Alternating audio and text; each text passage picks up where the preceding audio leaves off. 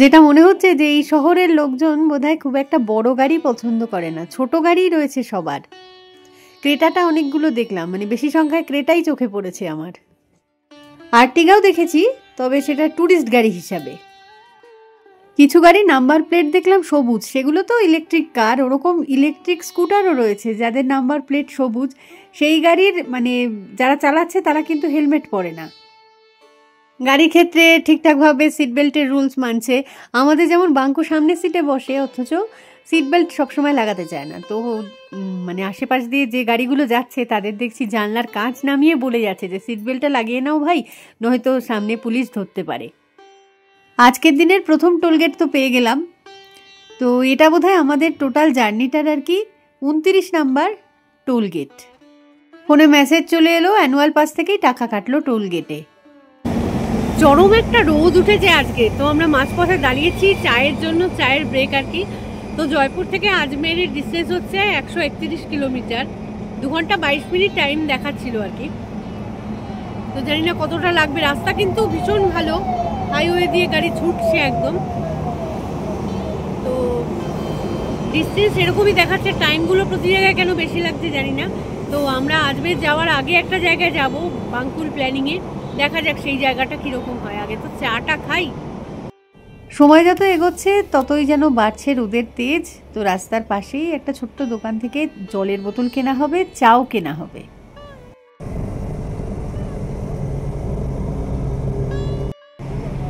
Half biscuit.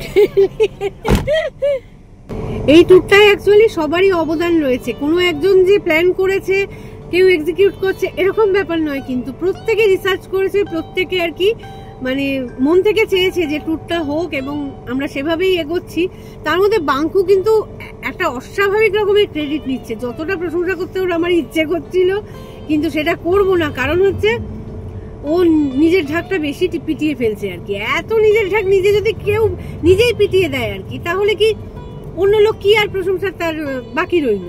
তো সেই কারণে আমি প্রশংসা করবো না, যা করিনি আমি করবো না প্রশংসা।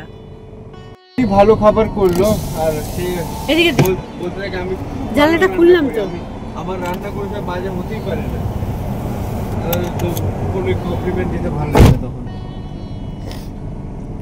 চা এসে গেছে। চাটা না এখানে সব দোকানই ভালো করছে, চিনি ছাড়া বেশ সুন্দর চাটা বানিয়ে দিচ্ছে, ফ্রেশ একদম। চাটায় কিন্তু চিনি দেওয়া নেই, তাও একটা ন্যাচারাল সুইটনেস আছে। জানি না আমি এটা কি আদৌ গরুর দুধের চা নাকি উটের দুধের চা, কিছুটা আলাদা, তবে ভালো লাগছে। কিছুটা মনে হচ্ছে চায়ের মধ্যে নুন রয়েছে আর কি, একটুখানি নোনতা রয়েছে, একটুখানি চিনি, টেস্টটা একটুখানি অন্য আর কি। বলছি না একটু চেনা পরিচিত ছকে নয়, ভালো লাগছে, ভালো খেতে। এটা হচ্ছে আমাদের ট্যুরের 30 number toll plaza, Kishangarh toll plaza. এটা আজকে আমাদের সেকেন্ড टोल प्लाजा। आज का सेकंड टोल गेट। अजमेर वगैरह इतना दूर नहीं है जयपुर से, ज्यादा टाइम नहीं लगा। আকাশটা আজকের দারুণ সুন্দর। তো এই জায়গাটার নাম হচ্ছে কিষানগড়। এখন আজমের বেড়াতে এসে জেনারেলি টুরিস্টরা আজমের শরীফ দরগাটা দেখে পুষ্করের দিকে এগিয়ে যায়। তো আমরা সেটাতে যাব অবশ্যই। তার আগে একটা নতুন জায়গায় আমরা যেতে চাই। খুব কম সংখ্যক টুরিস্টই এই জায়গায় যায় আর কি। যে রাস্তাটা দিয়ে আমাদের গাড়ি এগোচ্ছে এখন, দুপাশে শুধু মার্বেলের দোকান, মানে ফ্যাক্টরি বলা যেতে পারে রীতিমতো, কারণ ছোট বড় বিভিন্ন শেপের শুধু মার্বেল আর মার্বেল। ইন্ডাস্ট্রিয়াল এরিয়া কিষানগড়, এই যে উপরটাতে দেখো লেখাই রয়েছে। রাজস্থানের মার্বেল তো এমনিতে বিখ্যাত, কিন্তু এত মার্বেল চোখের সামনে আগে কখনো তো দেখিনি। পরের পর দোকানে শুধু মার্বেল। এখন এই যে এত মার্বেলের কাজ হয় এদের, এগুলোর তো কিছুটা মানে ডাস্ট পার্টিকেলও থাকে, তো সেগুলো এরা কোথায় ফেলে বা কোথায় জড়ো করে সেটাই আমরা দেখতে যাব। একটা ডাম্প ইয়ার্ড আছে, মার্বেলের ডাম্প ইয়ার্ড, তো সেটা এই কিষানগড়েই রয়েছে। তো আমরা কাছাকাছি চলে এসেছি, তো সেদিকেই ঢুকতে যাচ্ছিলাম, বললো পারমিশনটা করিয়ে আনুন আগে। তো এখন পারমিশন করাতে চলেছি, তবে পয়সা করি কিছু কিন্তু লাগে না বোধহয় পারমিশনের জন্য। যাই গেলে সেটা পুরোটা জানতে পারবো। ডান দিকটায় দেখো মার্বেলের বড় বড় চাই রাখা রয়েছে যাকে বলে আর কি। তো এদিকে আবার ওরে বাপরে, এটা কি?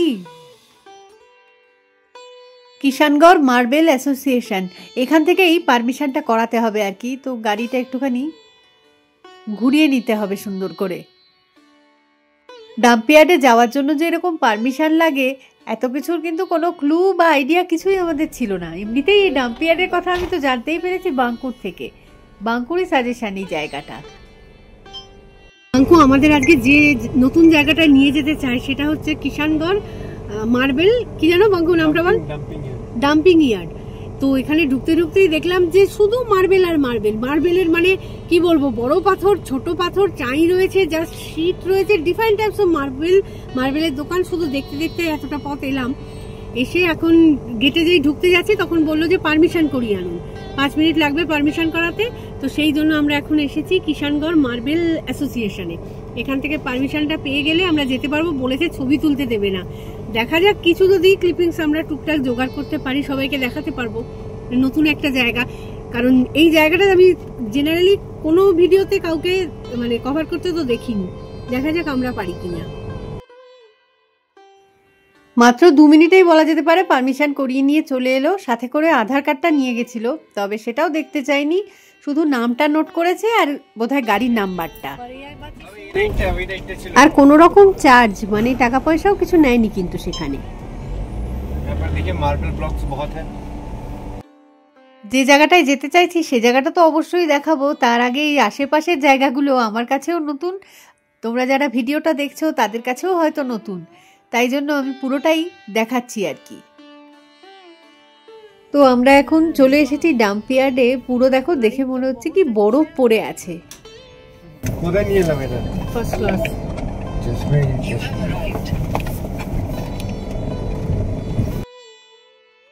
রাজস্থান ঘুরতে এসে, মেনলি জয়পুর ঘুরতে এসে এই জায়গাটা যদি মানে ছেড়ে দেওয়া হয় আর কি, তাহলে বিরাট বড় মিস হয়ে যাবে ট্যুরের।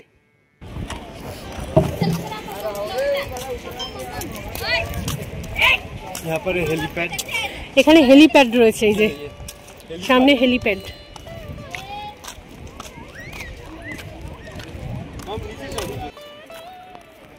অনেকটা বড় জায়গা, তো আস্তে আস্তে ঘুরে সবটাই দেখব। এই দেখো লেখা রয়েছে ওয়েলকাম টু স্নো ইয়ার্ড। সত্যি স্নোয়ের মতোই লাগছে। আর মাঝখানে লেকটার জলের কালারটা শুধু একবার দেখো।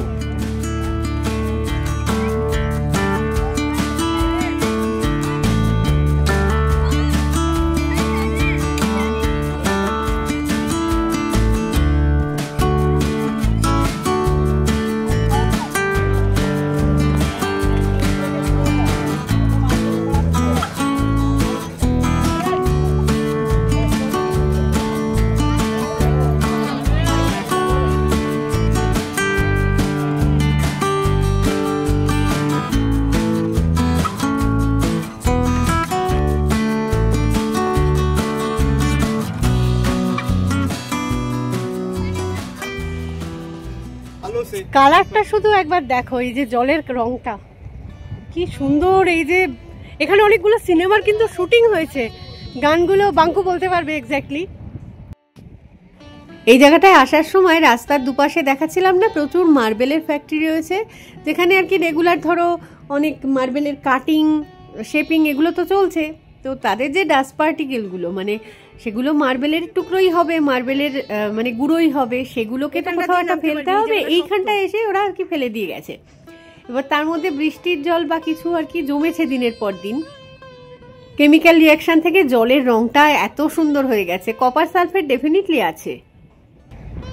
জলটার কালারটা শুধু দেখো, এই জলটাতে হাত দিতে বারণ করে, আর তার সাথে মানে খাওয়া দাওয়ার তো প্রশ্নই নেই, কারণ অনেক রকম কেমিক্যাল মিশে থাকে তো এই জিনিসটার মধ্যে।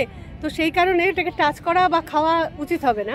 যাই হোক, জাস্ট দেখো আর কি। দেখে তো মনে হচ্ছে, দূর থেকে দেখে মনে হবে পুরো জায়গাটায় বরফ রয়েছে আর কি। স্নো পার্ক এমনি নাম দেয়নি, পুরো মনে হচ্ছে বরফের মধ্যে, মানে গুরুদঙ্গার লেক ঠিক যেরকম হয় আর কি ওই রকম যেন লেক। আর কালারেশনটা তো সত্যি এক কথায় অসাধারণ।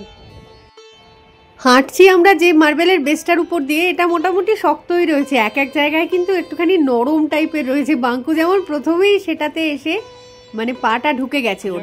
আর এমনই তখন অসহায় অবস্থা যে ওকে আমি হেল্প করব যে উঠে আসতে, সেটাও সম্ভব না, কারণ আমি পা বাড়ালে আমিও ডুবে যাবো আর কি ওটার মধ্যে।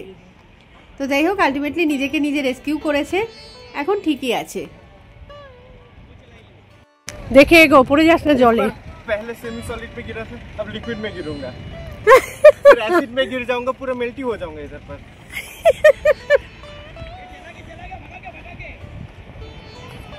কি সুন্দর ঘোড়ায় চড়ছে, পুরো এই লেকটার চারপাশটা ঘুরিয়ে আনলো দেখলাম। ये सही लगेगा यहाँ पर घोड़ा चढ़ने से ना, पर घोड़ा भी बोलेगा हट तू नीचे उतर मेरे से। लेक बह भी रहा है, ऐसा लग रहा है कि थोड़ा वो हाई ऑल्टीट्यूड लेक्स वगैरह पर आ गए हैं, ये हाई ऑल्टीट्यूड नहीं है। জামা প্যান্টের থেকেও 12টা তো বেজেছে ওর জুতোটার যা অবস্থা হয়েছে, মানে অ্যাকচুয়ালি জুতোটা কিন্তু ওর প্রাণ, মানে ওটা ছাড়াও চলতেই পারে না, না হাঁটাচলা করতে পারে, না আর কি গাড়ি চালাতে পারে।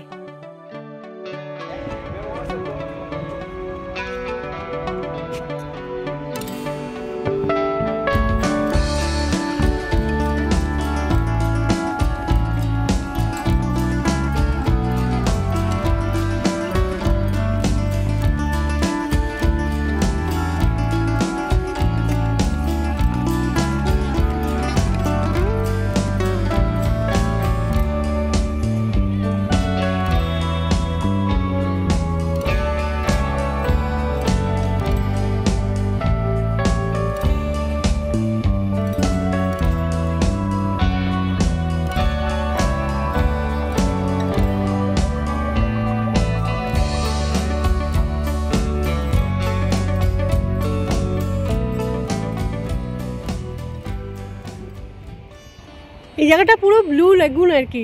এই জায়গাটা দেখো, জলের কালারটা এত সুন্দর দেখতে লাগছে, মানে কি জিনিস এটা চট করে ছবিতে দেখে বুঝবেই না, ছবিতে দেখে মনে হবে পুরো একদম বরফের কোনো এরিয়াতে আছি।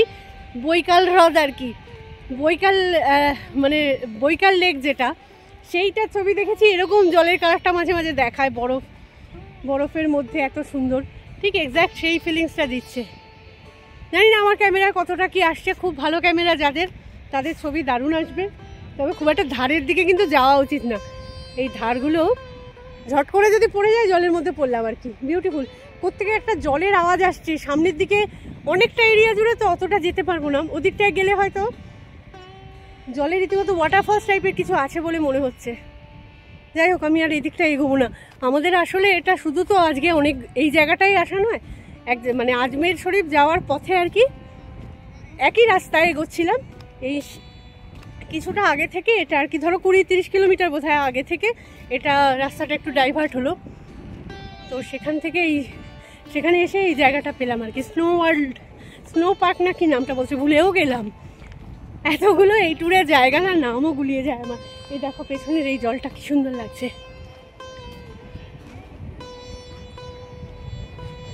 খুব ভালো লাগলো জায়গাটা এসে। টোটাল ক্রেডিট এটার হচ্ছে বাঙ্কুর, কিন্তু নিজে বেশি উৎসাহের চোটে একটা নরম আর কি বলবো গোলা আর কি ছিল, বাবা ঘোড়া দৌড়ানো শুরু করে দিয়েছে। গোলা মার্বেলের একটা জায়গা ছিল, সেটার মধ্যে পাটা দিয়ে লাফাতে গেল, মার্বেলে প্রায় গেঁথে গেছিল, ওর জুতো ফুতো সব কিছু মার্বেলের মধ্যে ঢুকে গেছে, মার্বেল গোলাটায়। তো যাই হোক, আস্তে আস্তে এগুলো শুকিয়ে যায় খুব তাড়াতাড়ি, ও জুতো পুরো শুকিয়ে সিমেন্টের মতন হয়ে গেছে, এবার হাঁটতে পারবে না, এত ভারী হয়ে যাবে জুতোটা। যাই হোক, কিছুক্ষণ আরেকটু থাকি, তারপর চলে যাব। দেখো দূর থেকে যদি দেখতে পাও বাঙ্কুর জুতোটার অবস্থা একবার দেখো, কত টুরিস্ট এসছে এখানে, দারুণ সুন্দর এই দিকটা। দাঁড়া বাঙ্কু, তোর জুতোটা একবার দেখিয়ে দি, লজ্জার কিছু নেই, পরে গেলে লজ্জার কি আছে। এই যে জুতোটা পুরো ভারী হয়ে যাবে এবার, মার্বেলের ওই যে ওয়াল पुट्टीर मतो जमे जाबे जेई। दुनिया झूठी लगती है यहाँ पर आकर, unreal, this place looks unreal. अगर आप लोग इंस्टाग्राम पर भी सर्च करोगे YouTube shorts top 10 unreal places in India, ये वन नंबर कुछ आएगा। This place looks like very different from other places, very unreal.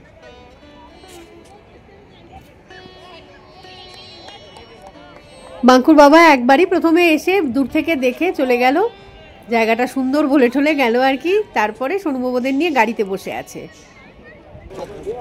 যতগুলো গাড়ি আজকে এখানে পার্ক করা আছে দেখলাম না, মানে বেশিরভাগই বলা যেতে পারে রাজস্থানের গাড়ি, মানে লোকাল লোকজনই সব এসেছে। কিছু আছে আবার তার মধ্যে গুজরাটের গাড়ি, গুজরাট থেকেও কিন্তু লোকজন ঘুরতে এসেছে, বা তারা হয়তো রাজস্থানেই থাকে, সেখান থেকে এই জায়গাটা এসেছে। যাই হোক,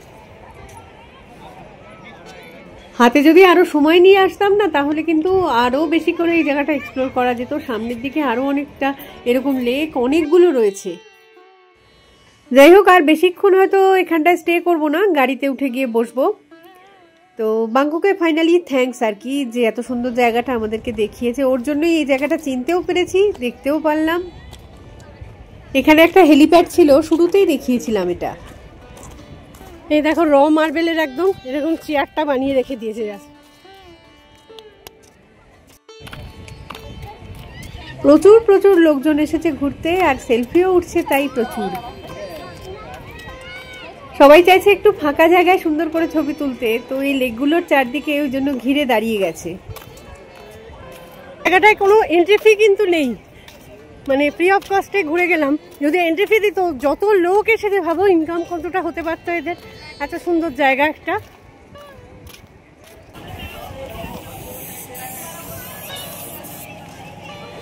টয়লেট রয়েছে এখানে, খাবারের দোকান রয়েছে।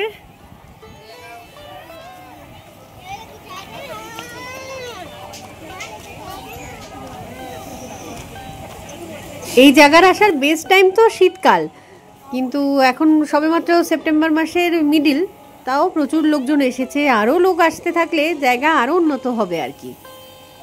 পুরো গাড়িটাকে শেষ করে দিল এবারে। এই দুটোকে পেছনে রাখুন, কি নিয়ে রাখা জায়গা আছে? আইসক্রিম এনে দাঁড়া দাঁড়া দাঁড়া দাঁড়া দেও।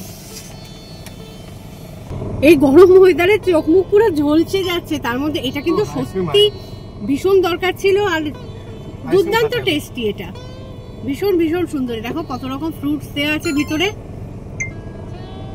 দারুণ একদম। আমি ভাবছিলাম হয়তো চা কিনে রাখবে, আইসক্রিম কিনে রেখে খুব ভালো কাজ করেছে। कौन सा नंबर टोल गेट मैं भूल गया, पर यहाँ पर तो लिख रहे हैं दिल्ली अजमेर जयपुर एक्सप्रेसवे। एक्सप्रेसवे क्यों कह रहे हैं इसको, मुझे कोई समझ नहीं आ रहा है।